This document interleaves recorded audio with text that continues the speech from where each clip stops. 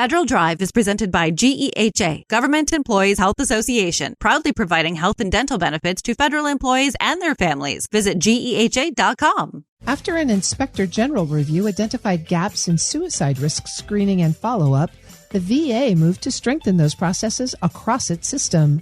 The result is higher screening rates and more reliable evaluations for veterans at risk. Joining me to break down those improvements is the Acting Executive Director of the Office of Suicide Prevention at the Department of Veterans Affairs, Dr. Stephen Dobscha. Dr. Dobscha, thank you so much for joining me today. Happy to be here. There is some good news coming out of VA. They recently reported record high suicide risk screening and follow-up rates. Given all of the focus on veteran suicides, that does sound like it's great progress. What has changed operationally to make this possible? Well, a number of things have happened over the last several years. First, preventing veteran suicide remains VA's highest clinical priority. And so our recent positive results reflect years of a sustained investment in building one of the most comprehensive suicide prevention systems in the nation. So we began implementing our new suicide risk identification strategy, otherwise known as Risk ID, beginning in about 2018. And over the last 8 years, Risk ID has become really one of the nation's largest universal suicide risk screening and evaluation programs. So our success has really been driven by implementing standardized screening processes across multiple clinical settings. We've expanded staff training, we've refined that, strengthened performance monitoring, and really all in an effort to ensure veterans who are identified as being at higher risk are rapidly connected to care as indicated. These improvements come after an Office of Inspector General review that found gaps in the screening and follow-up processes. How important were those recommendations in how VA approached designing this multi-pronged outreach strategy? They were very important. They were quite helpful to us, and we really tried to view those recommendations as an opportunity to strengthen our already robust system. So we did a number of things in response. First, suicide risk screening and evaluation training is now required for clinical staff responsible for those activities. And a lot of our training efforts have been ongoing. There are periodic updates which help. We've also established clear national performance benchmarks to ensure that people are screening and evaluating compliant with our protocols and policies. We've developed new monitoring systems to help us assess performance in particular areas such as inpatient mental health stays. And facilities have been required to develop standardized operating procedures to define staff responsibilities and workflows. So as a result, we've addressed all of those recommendations and improvements are in place across the system. And I'll just add that one of the most important lessons learned is that suicide prevention requires continuous evaluation, refinement, and accountability. And we have found it quite helpful to use data and feedback to improve our performance and ensure that veterans receive consistent and high-quality care.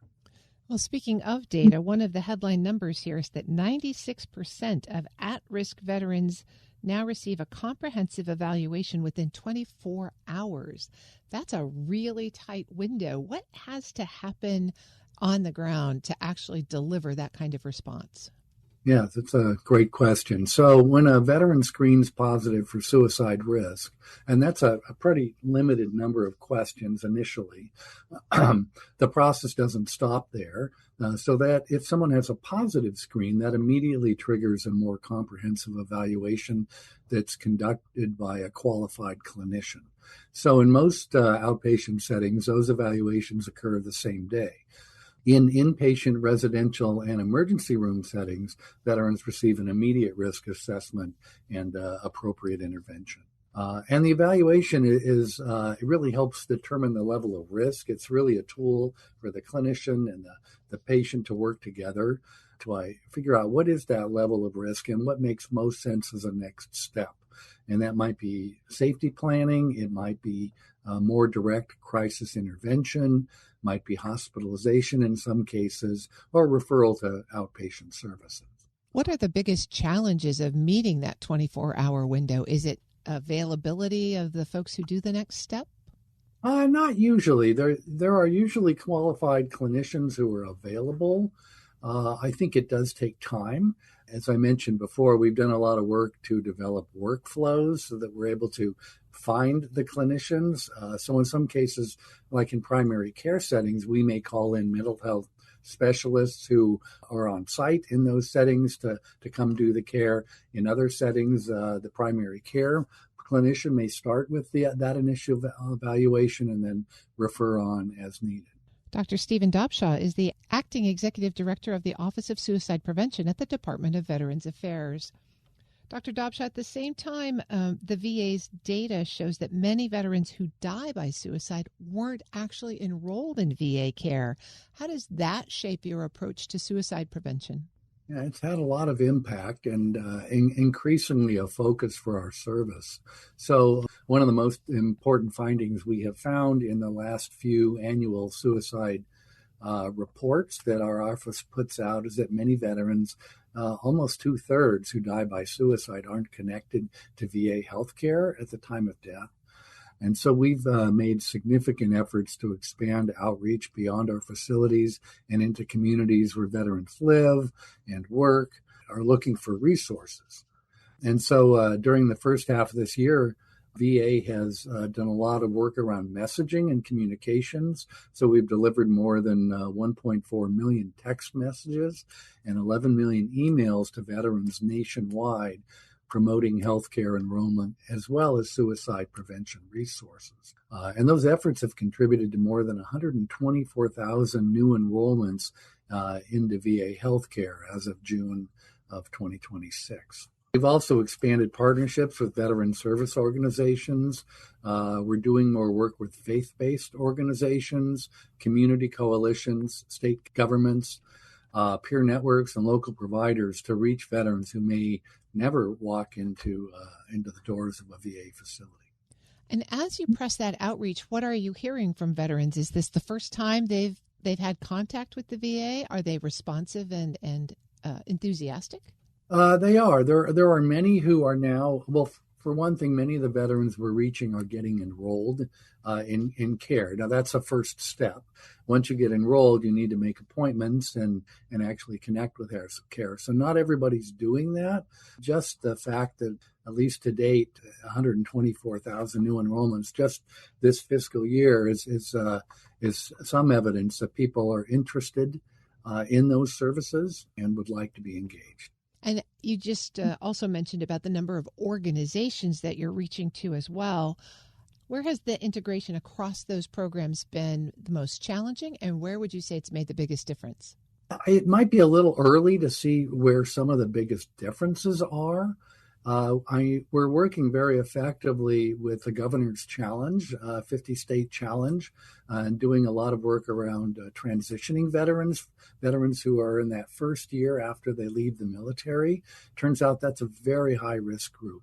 And so I just went to a meeting a few weeks ago where we met with representatives from 5 states to talk about their programs. The approaches are variable and involve reaching out, various efforts to reach out to veterans, different types of supports and community resources that are offered to the veterans, and so forth. So there's a lot of heterogeneity. I would say, in general, veterans in the community are very welcoming. There's a lot of people who really don't know what we do in VA.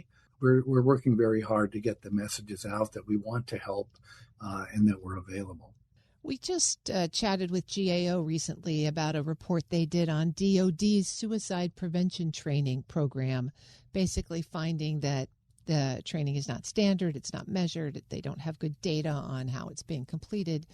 If DOD's program was meeting GAO standards, how would you expect that suicide prevention awareness to carry over from active duty as folks leave and actually enter veteran status?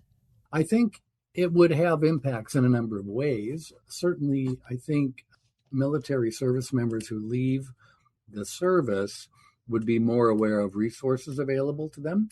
I think they would all have some basic skills in recognizing warning signs among their peers, and maybe have some skills in being able to help their peers get into care.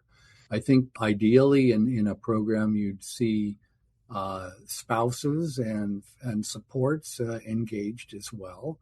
And so, within VA, we have something called SAVE training, which all veteran-facing staff participate, which touches on all those skills. Now, the majority of people that are trained in this aren't experts in suicide prevention, and so a key piece of that is knowing when to refer and how to refer and what resources are available. So I think that an optimal training program would include all of those components.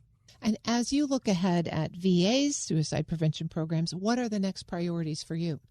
Well, I think one of the things that we want to do is focus more on what's called the precision medicine approach. And that refers to making sure that you can offer the right or the best treatment at the right time for that particular person. So right now, because we know that no single intervention works for every veteran, and so we're trying to tailor our approach, learn better ways to tailor our approaches to what does a veteran need at the particular time. And so one of the ways we do that is with predictive analytics. So we are working with data available in the medical record, for example, and with veterans themselves to identify, what are key risk factors, and can we identify subgroups of people that may be at especially high risk that then we can develop programmatic changes for. So that's a big effort. It's still early phases to some extent to figure out how to best do that. So we're also working on better ways to enhance our care coordination. So helping with some of these handoffs and workflows to make them more efficient, make the communication stronger, especially with community providers between the VA and the community. We're working on these partnerships in the community. We think that suicide is everybody's business and everybody needs to help. And we're trying to develop more targeted intervention for these subpopulations that may be at especially high risk. We also have interest in strengthening protective factors for veterans. So that includes enhancing connections to care, family support, stable housing, financial well-being, helping people develop meaningful relationships and purpose. As we close here, let me give you the opportunity for a public service announcement. What do you most want veterans and their families who might be listening now to know about VA suicide prevention programs? I think that we're here. I think we have done a lot of work, especially in the last decade. I've been in the VA 31 years, but I've seen a lot of effort in the last 10 years to develop a real comprehensive suite of opportunities and interventions. And so I would invite people who are looking for help to reach out to us. And we also need your help. I think one of the biggest challenges, as we talked about, is reaching out to veterans who aren't connected to VHA care. And so I think things that you can do within your communities to get involved are an important piece of the picture. Dr. Stephen Dobscha is Acting Executive Director of the Office of Suicide Prevention at the Department of Veterans Affairs. Dr. Dobscha, thanks so much for sharing this important work with us. Well, you're very welcome. We'll post this interview at federalnewsnetwork.com/Federal Drive. Listen to the Federal Drive on your schedule. Subscribe wherever you get your podcasts.